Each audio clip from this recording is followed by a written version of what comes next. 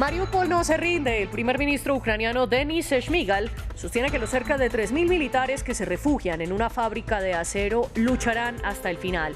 Y Rusia insiste que si no deponen las armas, los eliminarán. Queda exactamente una semana para la segunda vuelta presidencial en Francia. Marine Le Pen se defendió de las críticas de Emmanuel Macron, quien la llamó escéptica climática, mientras los dos aspirantes mantienen sus diferencias sobre la política exterior y se alistan para el único debate presidencial antes de los comicios. 8 mujeres jóvenes siguen desaparecidas en la ciudad mexicana de Monterrey. Y en menos de un mes se han emitido cerca de 20 denuncias de desaparición en esta ciudad.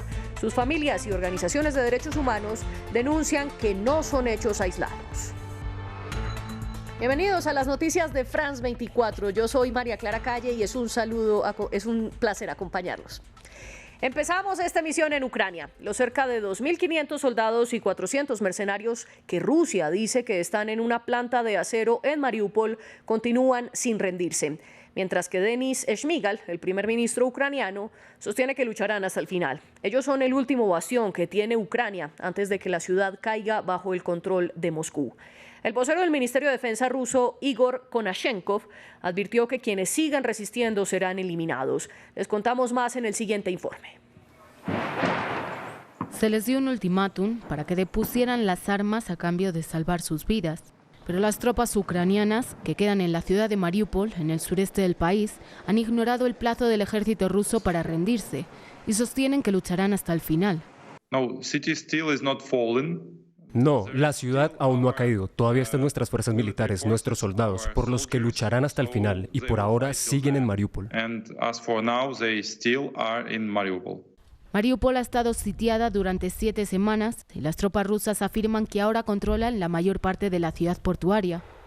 Los combatientes ucranianos que quedan se han refugiado en el distrito industrial del acero, en el laberinto de edificios y paisajes subterráneos que conforman la fábrica siderúrgica Azovstal.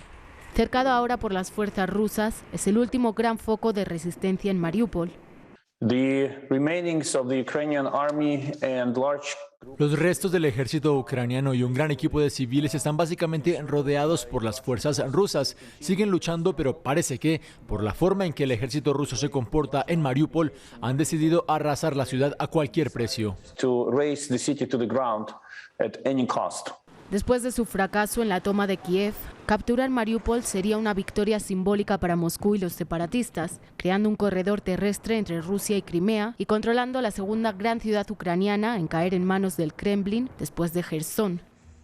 Y por tercer día consecutivo hubo bombardeos en Kharkiv, la segunda ciudad más importante de Ucrania. El gobierno local afirma que misiles impactaron en el centro y en el suburbio de Saltykov. Al menos 5 personas murieron y 20 resultaron heridas. El alcalde de la ciudad, Igor Terekov, afirmó que están evacuando a civiles, pero reconoció que ya no hay lugares totalmente seguros en Kharkiv e invitó a los ciudadanos a que se vayan. Estamos trasladando a las personas a lugares que son menos peligrosos porque ya no hay lugares completamente seguros en Kharkiv. Allí proporcionamos un lugar para vivir, comida caliente, ducha y ayuda médica. Hago un llamado a todos aquellos que viven bajo bombardeo interminable para que se vayan. Nuestros voluntarios los ayudarán a hacerlo. Los constantes bombardeos en Kharkiv han destruido gran parte de la ciudad, donde antes de la guerra vivían 1,4 millones de personas. Los civiles han sido los más afectados por la ofensiva. Las más recientes estimaciones del presidente ucraniano Volodymyr Zelensky es que tan solo en los últimos 4 días han muerto 18 civiles por los ataques en Kharkiv. Andrés Granadillo nos cuenta. La segunda ciudad más grande de Ucrania bajo fuego. Kharkiv es uno de los puntos estratégicos que está siendo bombardeado constantemente por las tropas rusas. Desde que el presidente Putin detuvo su ofensiva contra Kiev, ha vuelto a poner sus ojos en el flanco este de Ucrania. Los principales afectados son los civiles. Después de la primera salva, oí llegar la siguiente ronda e inmediatamente se vio humo negro. Vi que estaba cerca de casa y corrí a ella. Entonces un joven corrió al patio y me ayudó a salvar al gato. Cada parte de mí está temblando. Los habitantes del lugar llamaban insistentemente pidiendo ayuda a los bomberos. Volví a llamar a los bomberos. Me dijeron, estamos en camino, pero también nos están bombardeando. Les pregunté cuándo van a llegar y me dijeron, no lo sabemos. Y aquí empezó a arder todo, pero todo empezó por el tejado. Tras 25 minutos de espera, la ayuda llegó. En total, 33 vehículos de rescate de incendios y unos 150 efectivos participaron en la lucha contra el fuego de hoy. Los edificios gubernamentales de los alrededores están ya demolidos por los anteriores ataques aéreos rusos que han golpeado la asediada ciudad, en la que vivían 1,4 millones de personas antes de la guerra. Cerca de 5 millones de ucranianos han abandonado el país para huir de las atrocidades de la guerra que inició el 24 de febrero. Queda una semana para definir quién será el próximo presidente de Francia. El actual mandatario Emmanuel Macron aspira a la reelección. Su contrincante en la segunda vuelta del 24 de abril será la ultraconservadora Marine Le Pen. Uno de los puntos que los divide es el medio ambiente. Ayer, Macron señaló que Le Pen es una escéptica climática, a lo que la candidata respondió hoy que jamás lo ha sido. Otra gran diferencia entre los dos aspirantes es la política exterior, al punto que Le Pen ha hecho propuestas que rompen con el trabajo internacional que ha adelantado el actual presidente francés.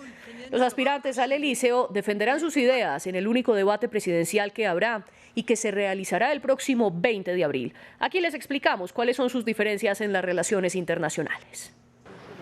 La Rusia de Vladimir Putin ha sido durante mucho tiempo admirada e incluso cortejada por Marine Le Pen, una posición muy criticada desde la invasión rusa de Ucrania, por lo que la candidata de Agrupación Nacional ha querido dejar clara su visión. Se declara partidaria de reforzar los vínculos entre la OTAN y Moscú. Tan pronto como la guerra entre Rusia y Ucrania haya terminado y tengamos un tratado de paz, propondré un acercamiento estratégico entre la OTAN y Rusia.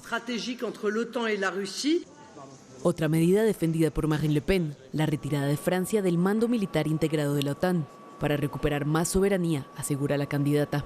En segundo lugar, quiere poner fin a la cooperación industrial con Alemania, una posición justificada por los intereses divergentes entre ambos países. Aunque la candidata ya no defiende el Brexit ni el abandono del euro, sigue siendo crítica con las limitaciones impuestas por la legislación europea. Una historia totalmente diferente es la de su rival, Emmanuel Macron, que es abiertamente proeuropeo. El presidente saliente aboga por una Unión Europea fuerte y energéticamente independiente. La lucha que estamos librando no es solo una lucha por Francia, es una lucha por Europa, porque el proyecto de ultraderecha que tenemos delante va en contra del proyecto que yo defiendo en nombre de muchos de los que están aquí. Es un proyecto oculto. Ahora es más ambiguo, pero es un proyecto para salir de Europa. Después de catalogar como muerta a la OTAN en 2019, Macron instó a la alianza a unificarse, justificando su decisión por la guerra que está a las puertas de la Unión Europea. También pidió que se aplicaran fuertes sanciones contra Moscú. El actual presidente es partidario de la estabilidad política en tiempos de crisis, una estabilidad que pretende encarnar. Ahora hablemos de América Latina. Al menos 8 mujeres siguen desaparecidas en la zona metropolitana de Monterrey, en México. En el último mes se han hecho entre 19 y 22 denuncias de desaparición en esa ciudad, de jóvenes que tienen entre 12 y 26 años. Sus familias denuncian deficiencias en la investigación y afirman que no son hechos aislados. Antes hablamos con Marta Canseco, periodista y activista por los derechos de las mujeres. Ella nos explicó a qué se debe esta ola de desapariciones en Monterrey y en el país.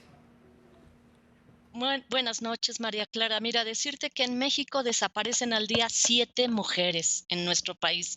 Eso las que queda registro, pero el número es mayor, evidentemente. En lo que va del año, del 1 de enero al 14 de abril, han desaparecido en nuestro país 748 mujeres, 55 de ellas en Nuevo León. No solamente en la ciudad de Monterrey, que es la capital, sino en Nuevo León, en todo el estado. La característica que tiene Nuevo León es que hace frontera con Texas y entonces, pues evidentemente es mucho más fácil sacarlas del país. Los estados con mayor número de mujeres desaparecidas es así, mira, es Estado de México, Ciudad de México, Monterrey, Morelos y en cuarto lugar Nuevo León. El problema se está agudizando y evidentemente no ayuda mucho la posición del gobierno al respecto. Dice que es normal, al gobierno mexicano le parece normal que 7 mujeres al día desaparezcan en nuestro país. Ahora dice que están trabajando al respecto, pero no terminan de decirnos cómo es que están trabajando. Recordar también, María Clara, que en el estado de Nuevo León no hay una ley contra trata y la principal cantidad de mujeres que están desapareciendo es de los 15 a los 19 años, lo que habla, por supuesto, de un fenómeno de trata en esa zona, y este estado no tiene ninguna ley que prevenga ni castigue la trata. A propósito de México, el Instituto Nacional de Migración de ese país informó hoy que en lo que va del año han interceptado a cerca de 115.000 migrantes. Las cifras, que contabilizan hasta el 13 de abril, señalan que el 15% de ellos eran menores de edad. Una sexta parte de todos los migrantes retenidos provenían de Honduras y otra sexta parte de Guatemala, que son los 2 países con más nacionales retenidos en México, seguidos por Cuba, Nicaragua y El Salvador. La cifra de 2022 es alta, teniendo en cuenta que en todo el 2021 México deportó a más de 114.000 extranjeros. Termina la emergencia sanitaria oficial en Brasil, que inició el 3 de febrero de 2020. Así lo anunció hoy el ministro de Salud, Marcelo Queiroga. La cartera sostiene que tomó la decisión porque ya el escenario epidemiológico generado por la pandemia del COVID-19 mejoró y que además los ciudadanos han respondido bien a la campaña de vacunación. Actualmente el gigante sudamericano tiene uno de los picos más bajos de contagios de coronavirus, con menos de 20.000 casos diarios, lejos de los más de 100.000 que se registraban en una sola jornada durante el pico que vivió Brasil en enero. Y en noticias de Asia, la Junta Militar de Myanmar dio este domingo el tradicional perdón por el Año Nuevo budista.